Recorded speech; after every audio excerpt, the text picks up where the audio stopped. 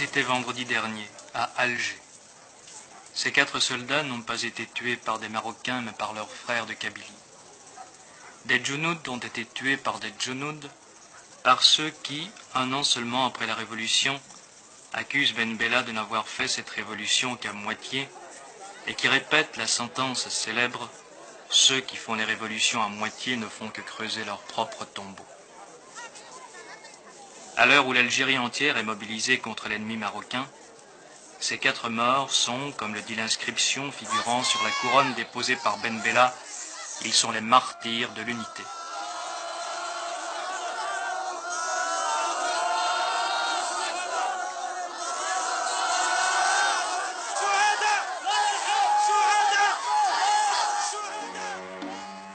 Et ces 4 tombes s'ajoutent aux milliers de tombes d'Algérie, ces tombes qui, en Kabylie, couvrent entièrement certains coteaux. Plus qu'aucune autre région d'Algérie, la Kabylie a conservé les traces de cette année de combats acharnés.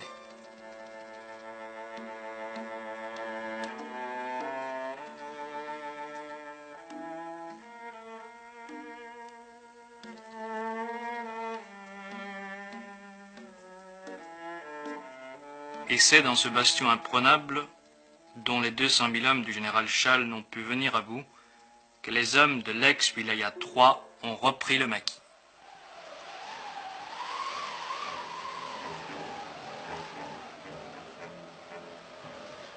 Ils ont retrouvé sans difficulté les habitudes d'il y a quelques mois.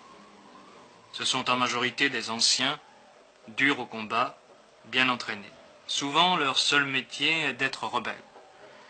Ils occupent les crêtes, les pitons, les défilés, les endroits où il n'est pas question d'aller les chercher avec des chars ou des armes lourdes.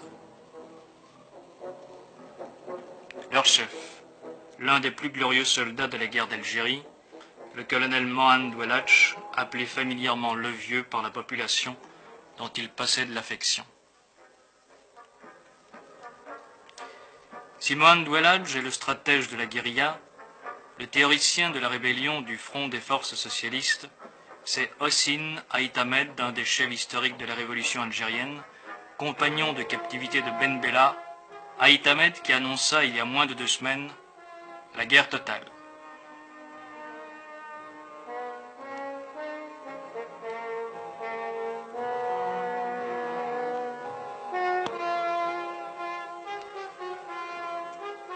La résistance a commencé. C'est la résistance populaire et c'est la résistance individuelle.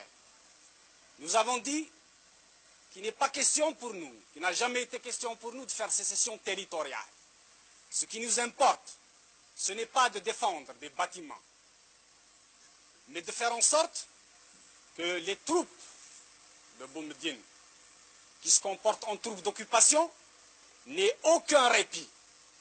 La stratégie militaire que nous avons arrêtée, il n'est pas question de la dévoiler. Mais elle est fondée sur la défense en profondeur. Elle est fondée sur la guérilla. Les troupes de Boumediene ont été harcelées sans répit par les nôtres. Maintenant, il vous appartient à vous, à nous tous, de continuer la résistance. Il leur est impossible de tenir plus d'1 mois parce qu'ils n'ont pas de finances, parce qu'ils n'ont pas de puissance, parce que hier, dans la nuit, ils ont été attaqués par nos troupes à Médéa et vous avez dû l'apprendre par la radio.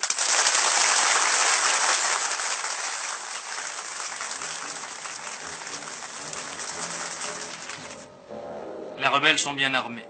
Depuis 1 mois, les embuscades, coups de main, accrochages et enlèvements se succèdent. Jusqu'ici, à peu près impunément. Et le colonel Sissadok, une figure légendaire, le plus ancien des officiers de l'armée de libération nationale, ne craint pas de parler très haut, malgré la clandestinité.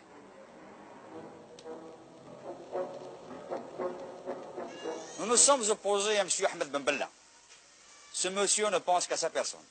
Il prétend faire du socialisme, mais il s'est basé sur le socialisme de Gamal Abdel Nasser. Il crée une classe pour brimer le reste du peuple. Il prétend faire du socialisme avec les comités de digestion. Il prétend faire du socialisme avec l'opération Sireur, avec l'opération Reboisement, avec l'opération Labour. Regardez ces montagnes qui sont devant vous. les témoins les plus... Regardez s'ils sont labourés. Où il est l'opération labour? Où il est l'opération serreur? Ces enfants que vous voyez devant vous ne vont pas à l'école. L'école, la plupart des écoles est démolie. La plupart des maisons sont démolies. Le gouvernement n'a pas pu faire face à ses responsabilités et à ses obligations.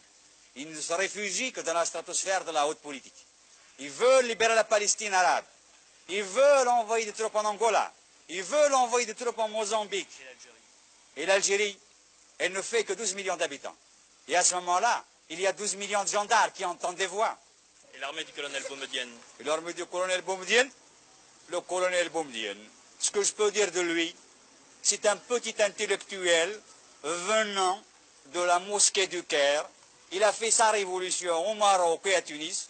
Il rentre avec le canon, les canons, les divisions que le peuple qui a lutté ici a gagné pour casser avec les mêmes canons le reste de la population qui a libéré le pays. Je le jure devant Dieu et ses hommes que nous déposerons ces armes et cette tenue de combat que par l'installation des principes démocratiques et justes. Au cas.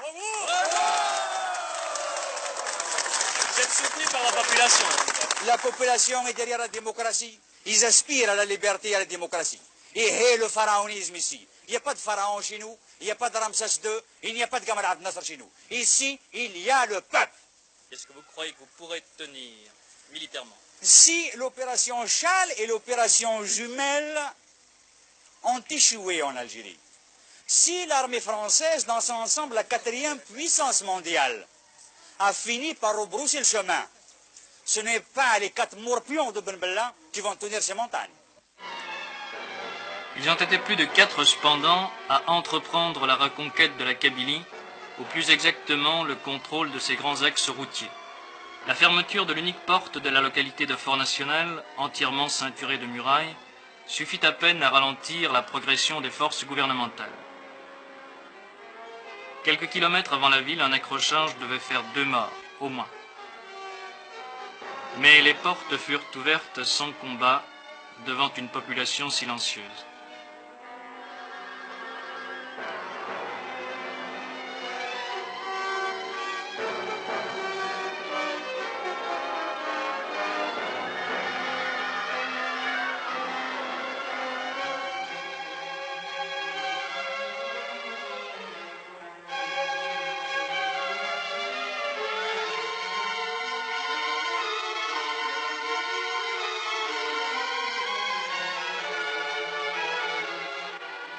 Ce fut une drôle de guerre, où certaines scènes rappelaient invinciblement la guerre d'Espagne.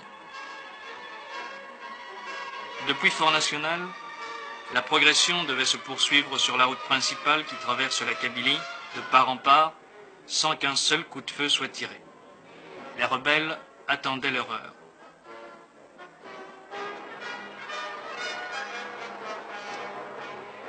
Une atmosphère de tension et de malaise profond accompagnait ces opérations militaires. Ce n'est pas sans problème de conscience qu'une armée, aussi profondément politisée par 7 années de guerre, entreprend la conquête de son propre territoire.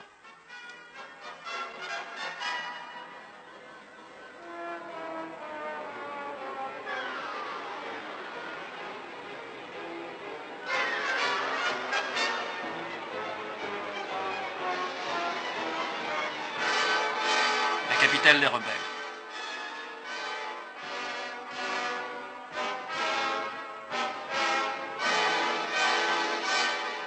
À Ain el-Hamam, autrefois Michelet, les troupes furent accueillies, selon les termes du communiqué gouvernemental, par l'enthousiasme de la population.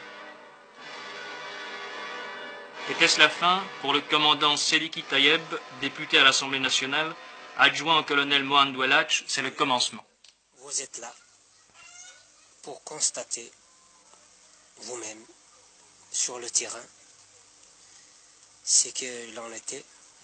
Parce que pour nous, exactement, ce n'est pas la reprise de Ain el-Hamam, ni de Fort National, ni d'Azazga. La lutte, pour nous, nous savions très bien, et tous les hommes de bonne foi savent aussi, que la lutte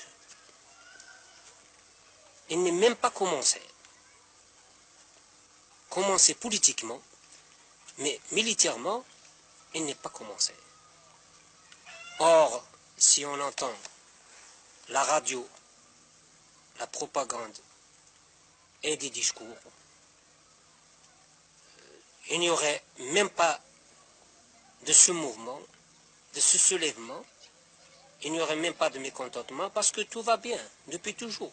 C'est le paradis, c'est le miracle, et alors il n'y aura pas de mécontentement, rien du tout. Donc militairement, la perte des grands axes de communication... moi je vous dirais en toute franchise, militairement nous ne vont pas encore commencer. Et nous espérons quand même commencer très bientôt. Je ne suis pas le seul. Il y a beaucoup de frères qui ont déserté. J'ai été même en opération 2 fois à Jbel-el-Louh, où il y avait 2 Jounoud des forces pharaons socialistes. Ils ont pu kidnapper un camion de semoule pour le partager au peuple qui crève de faim actuellement.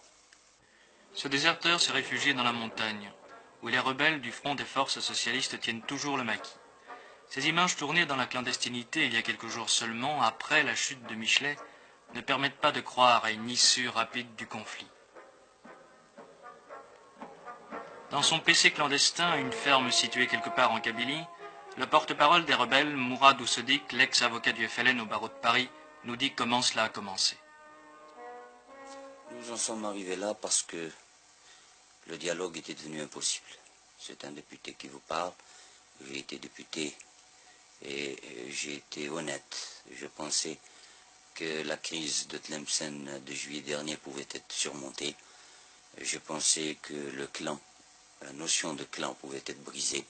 Et j'ai pendant de longs mois, avec mes collègues qui sont ici même, essayé de surmonter cela et essayé de créer un parti qui réponde aux véritables aspirations populaires. Or, nous avons assisté à une montée vers le pouvoir d'un homme, entouré d'une caméria, comprenant des hommes tels que Boundine et tels que l'intelligentsia de l'ANP. Que s'est-il passé? On a mis, pour sauvegarder les intérêts de ce clan, un parti à l'envers. Je m'en explique, c'est-à-dire qu'une infrastructure de ce parti s'est dégagée, et au lieu d'avoir une assise populaire, ce parti est parti, telle une pyramide, il a été construit du sommet. Il n'est plus devenu un parti au service du peuple, mais il est devenu un parti au service d'un homme. Et le processus des élections, nous avons vu la consécration progressive du pouvoir personnel, et à ce moment-là, nous avons jugé. Nous qui n'avions plus notre place, nous qui n'avions pu entamer le dialogue, et cela pendant de longs mois d'efforts, qu'il était impossible d'agir autrement tel que nous le faisons. Et nous avons jugé cette action nécessaire après une longue consultation avec le peuple algérien. On parle de fait kabyle, de problème kabyle. Je n'ai pas à répondre à un argument qui me paraît une exploitation misérable en matière politique. Il suffit de savoir que l'Algérois s'est mis en mouvement 1 mois et demi avant la Kabylie. Est-ce que l'on peut parler de fête kabyle? Il suffit de savoir que des dizaines et des dizaines, et même maintenant des centaines d'arrestations ont été opérées sur tout le territoire national pour savoir qu'il ne s'agit pas d'un mouvement en Kabylie. Ces combats à la frontière marocaine, vous avez une position là-dessus? Nous avons une position qui ne peut pas prêter à équivoque. Quand on analyse l'affaire marocaine, on s'aperçoit que c'est une affaire de famille qui regarde le pouvoir actuel en Algérie et Hassan II. Peut-être que Ben Bella a fait un accord secret avec M. Hassan II pour lui faciliter l'accession au pouvoir au moment de la crise de Tlemcen, mais cela nous importe peu. D'ores et déjà, nous prenons acte de ce que Ben Bella se voit acculé et qu'il risque de faire des concessions. Nous tenons pour nulles et non avenues ces concessions consenties par un gouvernement que nous ne reconnaissons pas, et nous défendrons par tous les moyens, ultérieurement, l'intégrité de notre territoire. Cet endroit, les Algériens l'appellent la forêt sacrée. C'est ici, dans la forêt de chênes-lièges, que domine Assasga, que fut tiré il y a bientôt 10 ans le premier coup de feu de la guerre d'Algérie. Et c'est ici encore que sont tombées les premières victimes des combats entre gouvernementaux et rebelles.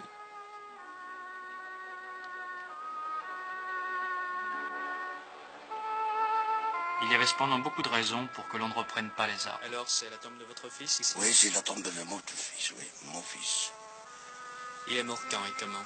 Il est mort dans un embuscade. Vous ne voulez plus qu'il y ait encore du sang? Oh, il y en a marre, 7 ans. 7 ans. Vous voyez pas? À l'âge de 20 ans. C'est le seul que j'ai. Alors plus de guerre? On ne voulait pas de guerre maintenant. Et si les troupes du colonel Boumedienne vous attaquent? Eh bien, on attaquerait en même temps.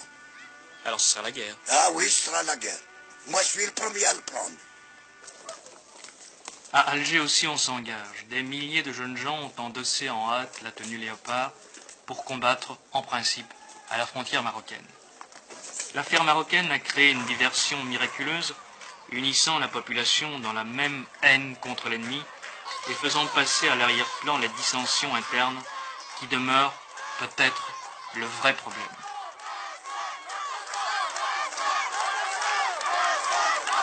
Quand la patrie est en danger, l'appel à l'unité est une vieille formule toujours efficace, et on part au front avec le sourire et la fleur au fusil.